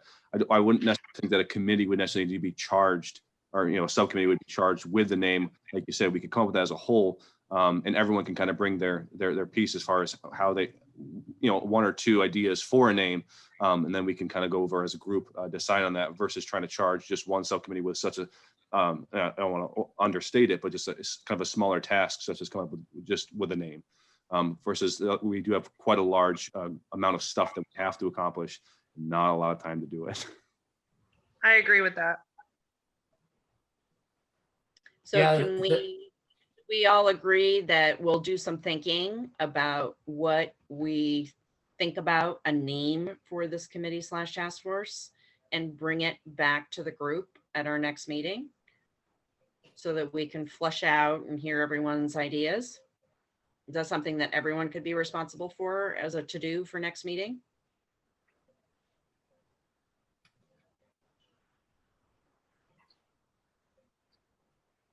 No one? Yes. That sounds fine. Yeah, I Okay. think that's, you know, cut to the chase. All right, so everyone's going to be responsible. Let's recap. We're all going to do some thinking about what we might like to name this thing. And we will have some space on the agenda at our next meeting for everyone to talk about what their ideas were, and then we can have some group discussion and hopefully come up with a consensus around what that name will be. Does that make sense? Yes. Okay, Ben, very good. So that's an independent project, if you will. When we move back towards, oh, sorry, Lynn. Sorry, I just sent a copy just a second ago, sent a copy of the ordinance to Stu. So then he will be able to send it out to the group and post it the way it's supposed to be posted and all that. I Does that have it. work? Thank you. I That's have it. great. Thank you, Lynn. And so I was hoping that maybe people could take a look at that before next meeting. Okay. I didn't have Brian's email address, so it has not been, you'll take care of that, Stu? I can get you that, yes. Okay.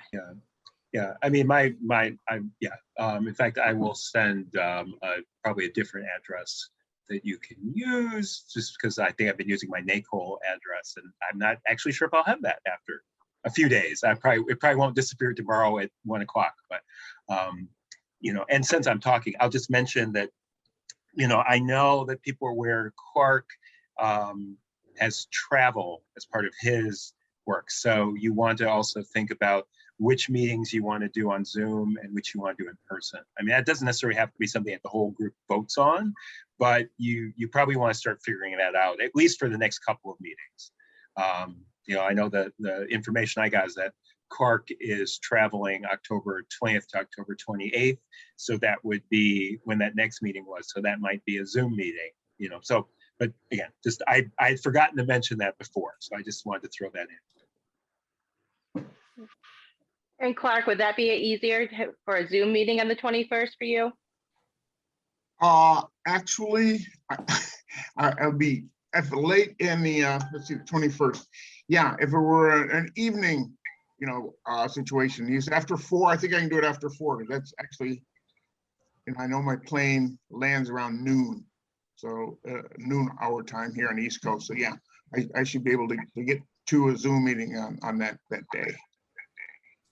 And then toward the end of, I think the 29th of,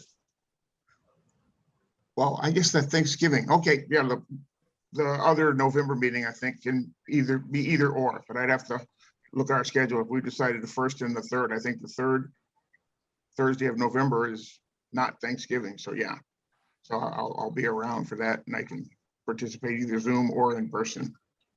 But the first meeting in December, I would have to do via Zoom. So I'm hearing that our next meeting is going to be Zoom.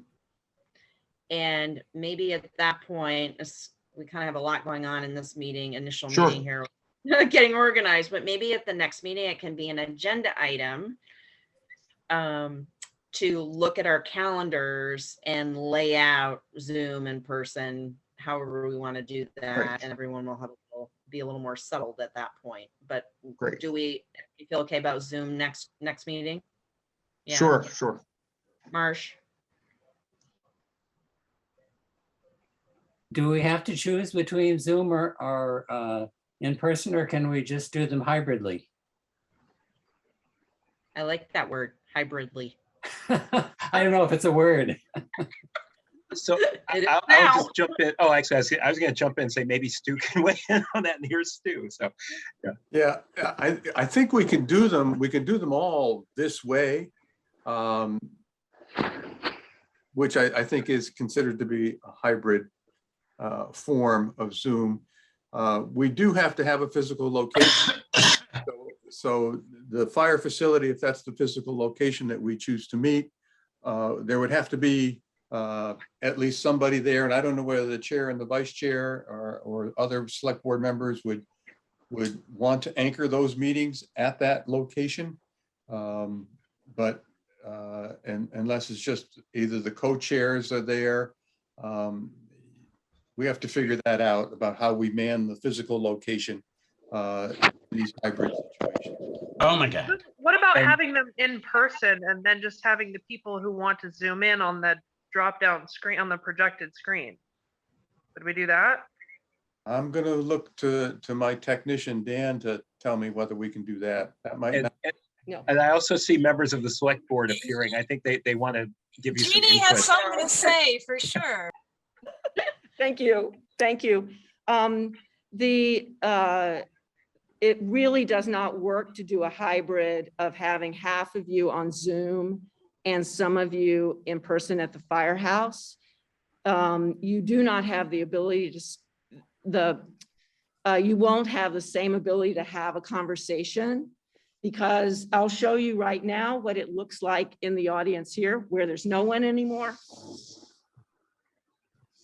People would have to come up one by one. We'd have to figure out, you don't have a good discussion. A hybrid in-person and on-screen doesn't work. It works the way we're doing it right now because no one in the public can speak public comment period, which is 10 minutes, and they're not in discussion. All they're doing is coming up and giving a comment. But it really is either a Zoom meeting with the required physical location for people to watch, or it's an in-person meeting that's filmed with Cat TV. So the in-between work, the in-between piece does not work. And, I think Dan, we're all in agreement on that. So yeah, this is not hybrid, what we're doing right now. We just have a physical location where people that don't have a computer can come and watch it on the screen. Okay, thank you. And I just want to make sure with Zoom that the public can participate. I would like to have like a public comment section at every meeting, because I really think, being part of this board to have the community part of it is really what we're striving for, and having those diversity of opinions. Are we able to do that with Zoom meetings? Yes, that's effectively what we're doing now. We do need to have the physical location. So if people who don't have a computer or can't call in can go to a location and participate during the public comment period. Jeannie is right. At the present time, we have no attendees, even in the Zoom portion. But it's available to them. And every meeting, we would read that same opening comment about how you contact us, how you come into the meeting to ask, and the only time they can come in and speak is during the public comment process. So we have that covered, but we do have to man the physical location in order to give people an opportunity to come to a location should they desire to do that. And then if I may, I'm sorry, I didn't mean to step on your words. The only thing I would add is, and this might mean I have to travel up to Vermont, which I enjoy in a certain sense, but I do think that there's value to people actually meeting in person as part of developing the sense of knowing each other and working as a group. You have to do what is actually workable, but I think that's why in conversations with the select board, the idea was that it would be sort of alternating, ideally, that you would do one meeting a month in person and one meeting a month on Zoom. And part of thinking about Clark's schedule was maybe you could kind of work it so that that worked well for Clark, so that those meetings that were the Zoom meetings were when he was not physically in Bennington. But again, it's your group and but that would be my offering. To the extent it's possible to do some things in person, my experience has been it's very helpful for groups to work together. Yeah, and I think we really got a lot out of our trainings and being in person. At least I did for myself. It was quite helpful. Technology sometimes can be funky. So but it sounds like for the next meeting, the 21st will be Zoom. The meeting after that, would you like to meet in person? That would be, I'm pulling up my calendar. The 4th of November, I believe. Yes, that's correct. Would anyone have any problems meeting in person on the 4th, or have any thoughts, different opinions? I'll just say that I could be there in person on the 4th if you have it then. That would give me another reason to do in person. It'd be nice to meet you in person. So any other thoughts? Okay. So I'm going to say then November 1st, and I don't see any hands up. We can meet in person then at the firehouse at 4:30 to 6:30. Great. See heads nodding. All good? Yes. You said November 1st, but you meant the first Thursday in November, right? The November 4th, yeah, so no, 4th. November 4th. Yeah. The meeting after that is the 18th.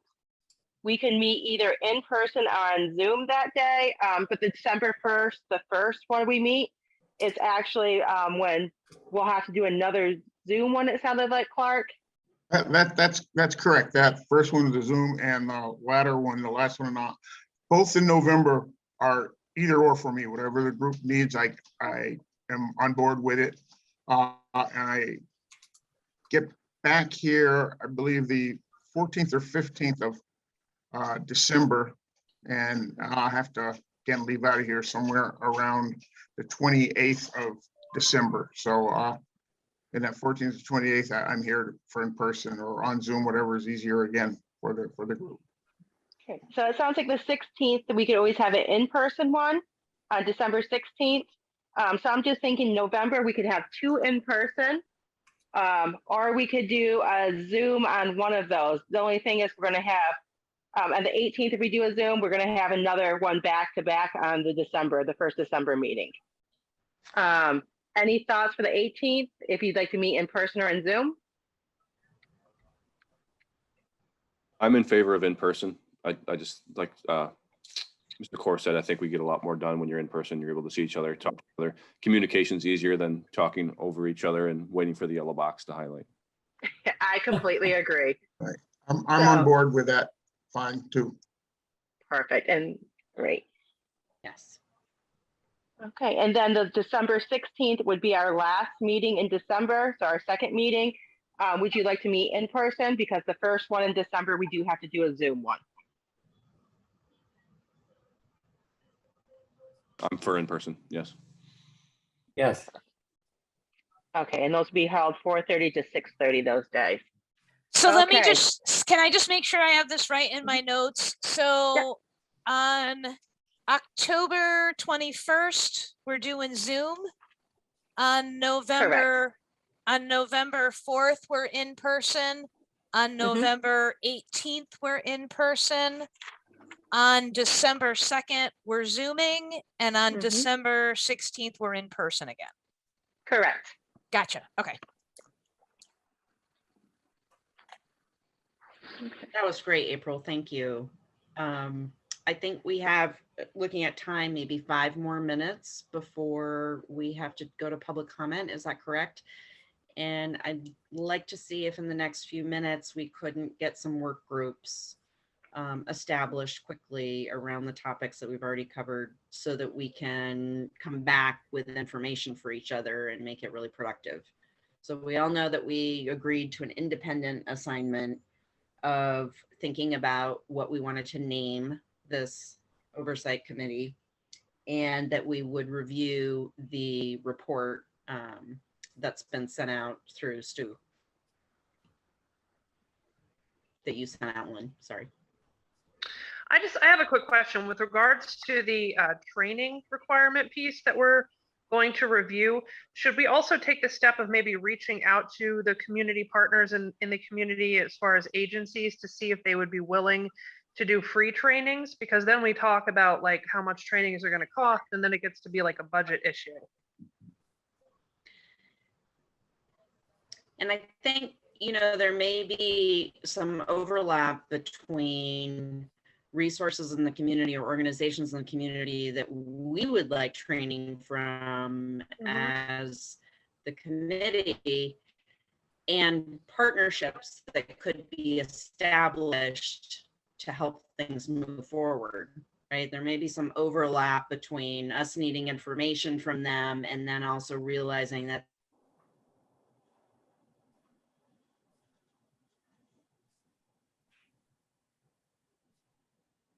We can't hear you. I think, Margay, you're breaking up a lot. We can't hear your audio. I think my internet is not being my friend today. Can you hear me now? Yeah. Yes, you're good. And sometimes if you shut off your camera, that helps if you're having bandwidth issues when Yeah. you're talking. So I was just saying, I think there's overlap between looking at organizations in the community that could train us, and that may also be potential.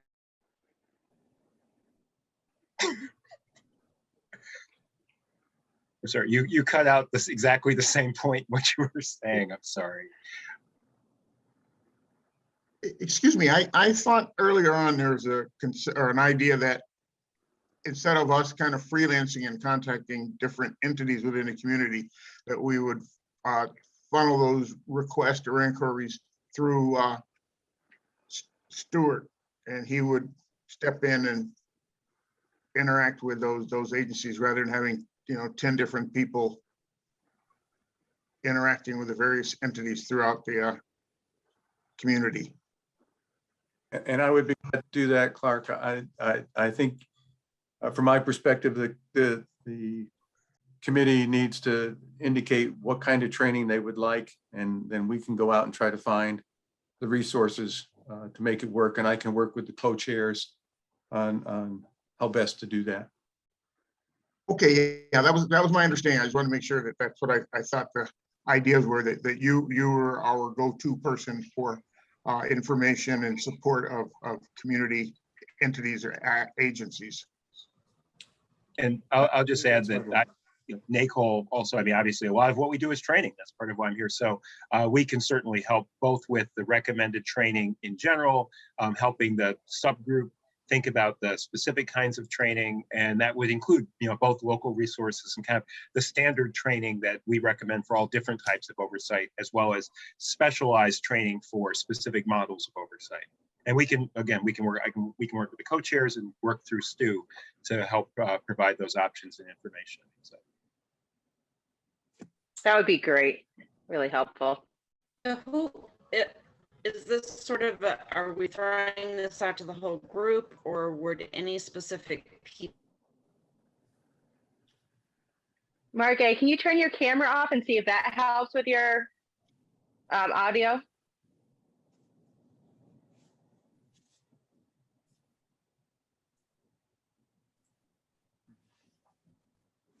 Do you mind if I intervene? I think there's, at least I've gathered some confusion. It seems like there were 3 different levels of training right now where we are tasked with developing as far as our charge for training for the police department. And then we've discussed there's training that needs to be done for the committee that will be put in place. And now I'm hearing that there's talk that we're going to be doing some training, extra training for ourselves, which is fine. I just want to make sure that when we're talking about training, that we're all on the same page as to which training we're talking about. Because it seems like there's been some confusion as far as what's been tossed around. So when we're talking about training with other agencies, we're talking about 4 specifically, or all 3. I mean, granted, that wouldn't be a bad thing. Are we talking about, and I think it was Lauren's recent comment as far as training, is that coming into play for the committee itself, for us as the task force? I was referring to the committee that is yet to be formed. That's Okay, what I was referring to. Yeah. Okay, perfect. Okay.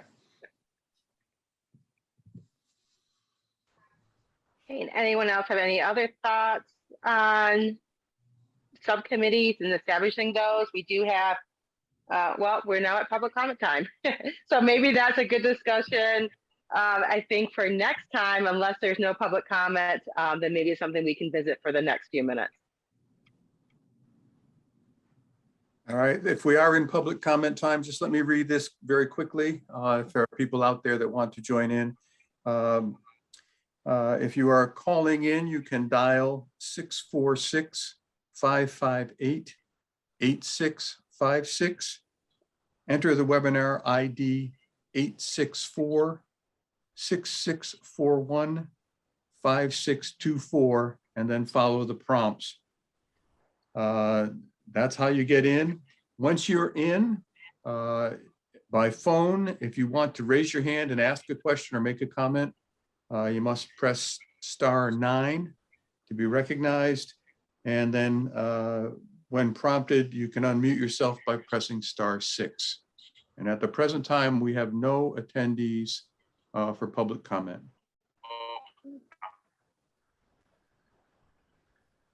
Okay. Margay, I see you're back. I don't know if you want to finish that thought, seeing as we don't have any public comment at the moment. Yeah, hopefully I won't chop out too much. Sorry about that. I wanted to see if we could pick apart some folks who, and thank you for your point, Ben, about what training are we talking about here. But I think if we just start specifically with the committee ourselves, and I think it will naturally feed into the other areas of, oh, this would be really great. And right. So if we can just sort of self-identify and then maybe bring those back to the group. And then if there's agreement that those would be good to pursue, then we can involve Stu and he can hook us up with the right folks. Are there folks who specifically feel like they've got a lead on this, are interested in working on this and want to come back to the group around training measures? Not seeing anybody jump up and down.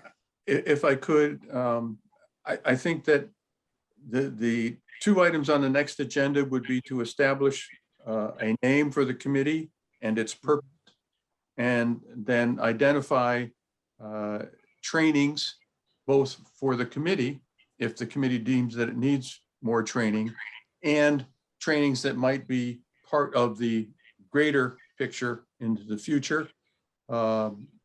And then we can also take a look at the ordinance, which is an ordinance establishing a oversight committee.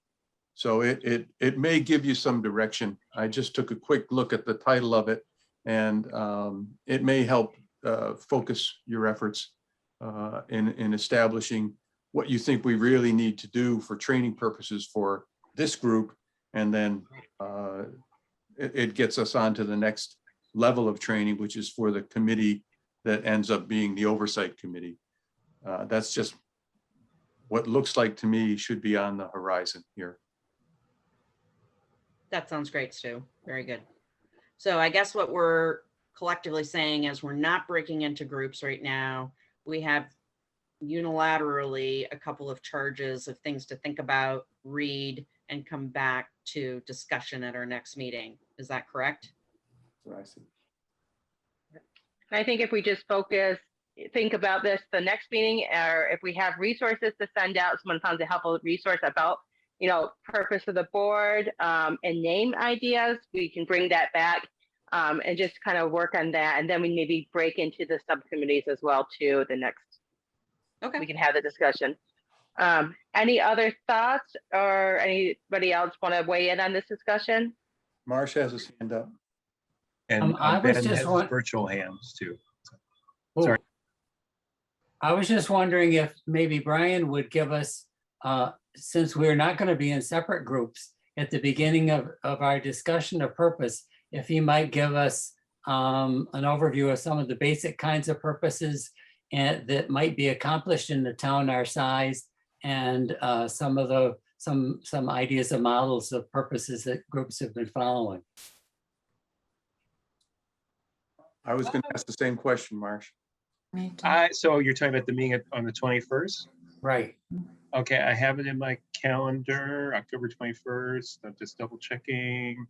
Yes, I should be able to do that. I'm sorry, and I'll just be on again. I like to be direct. The reason I'm kind of like, is because at 9 o'clock that night, I will be facilitating an hour-and-a-half public session for San Leandro, California. But but that's easy. I can do presentations easier than facilitating public sessions. So yeah. So yes, I will. I'm happy to do that, and I'm sure that someone will remind me I said that. But I can certainly do that. And I would add, Brian, if you've got some models that you want to email to me, we can absolutely get those out into the packet and get people a little bit of a heads up. Ben? Ben had his hand up.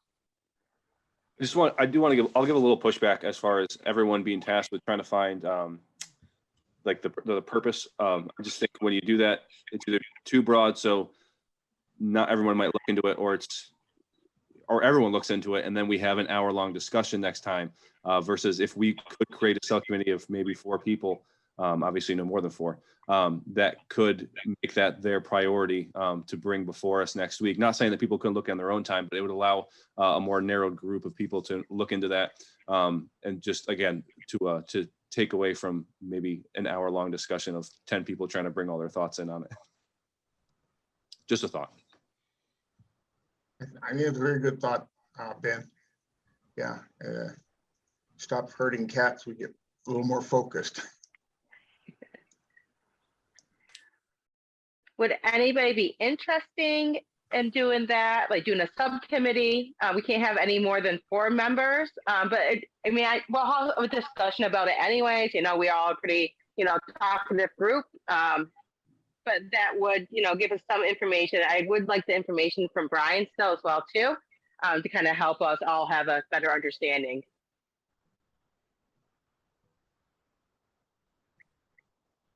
I mean, I could, if I don't know how many people, except we're trying to get 4. I think 4 would be a good number. Just gives a few perspectives. You don't want just 1 or 2. But if we can't get enough to get 4, I can do some. I'll be part of that. Sure. I'm there with you, Ben. If it's all right with the rest of the group. Anybody else? Marsh, is that you as well? Volunteering? I didn't know I was, but I'm willing. Sorry, I hand up. Did you have a question? No, I just forgot to mute myself. But I guess that helped me to volunteer to work on this project. Yeah, well, thank you. And we can have 1 more person. Would anyone else like to join? Sarah Beth? Great. So That's- I'm a little unclear for the purpose of the notes. What exactly are Ben, Clark, Marsh, and Sarah Beth working on?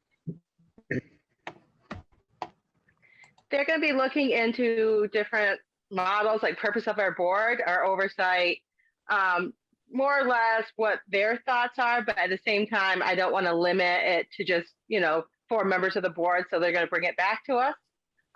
So information as well as more discussion with the rest of the board. It's just going to help limit the overall scope into a more narrow view. And that's specifically around the wording about purpose, right? Yeah. Gotcha. Then- Okay. Then would we assume that and trust that Brian would kick us off with his overview, and then we would jump in with the things we've been thinking about? Does that seem like what we do, or the other way around? Correct. I'm going to say with Brian first. I'm not sure what the other thoughts are, but I think he's been very informative and helping me kind of, structure things in my head. So I think that would be helpful to me. Anybody else have any other thoughts? I'd agree. Okay, great.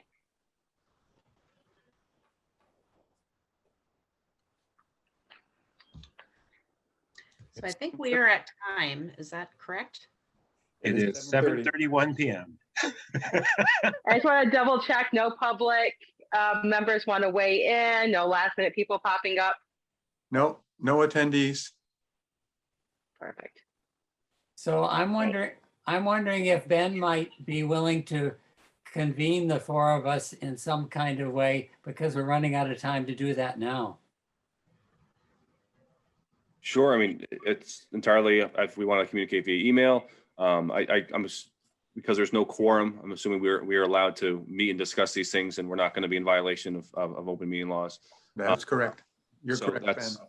Okay, so that's entirely up to the 4 of us and how would best work for us. If it's Zoom again, if it's in person, however best would suit the needs of everybody. I get to be pretty flexible. I have the luxury of being on shift when I do this stuff, so that's my luxury here. So it really is what's best for the other 3 on that subcommittee for what will work best. I'm not wedded to either format. I can go either way. I kind of like in person myself. I'm a fan of in person as well. Mhm. All right, so I'll go with the in-person also, I guess. We Okay. make it easy on everyone.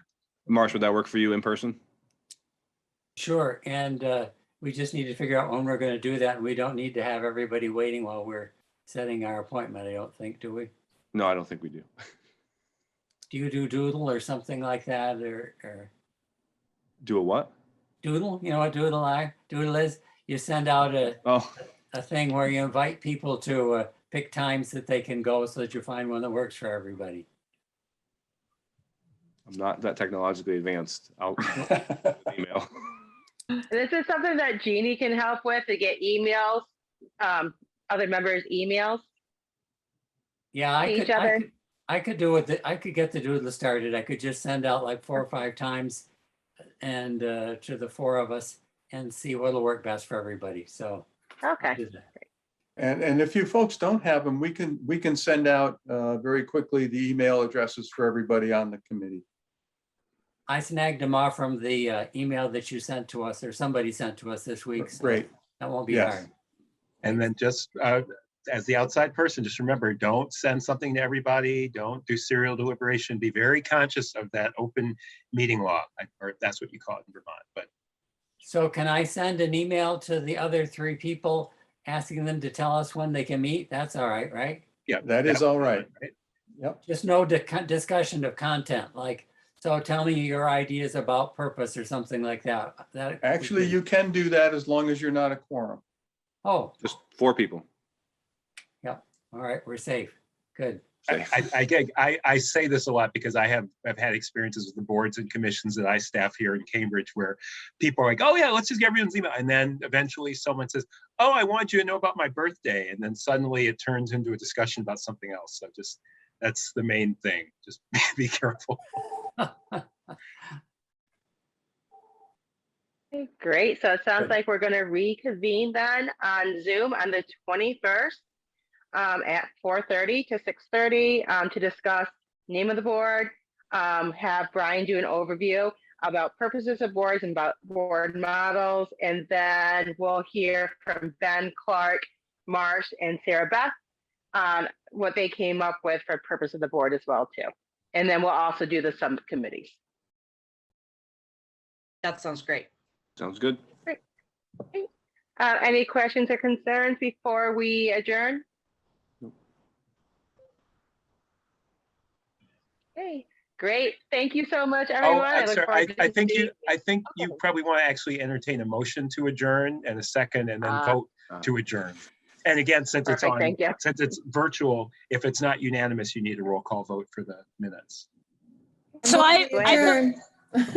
I second Gail's motion to adjourn. Okay, so a vote from everybody, it sounds like. Everybody, Aye. Hi. Aye. aye. Yeah. Okay, I think we have everybody. Okay. Well, great. Thank you so much, everybody. We'll Thank see you you. on the 21st with Zoom.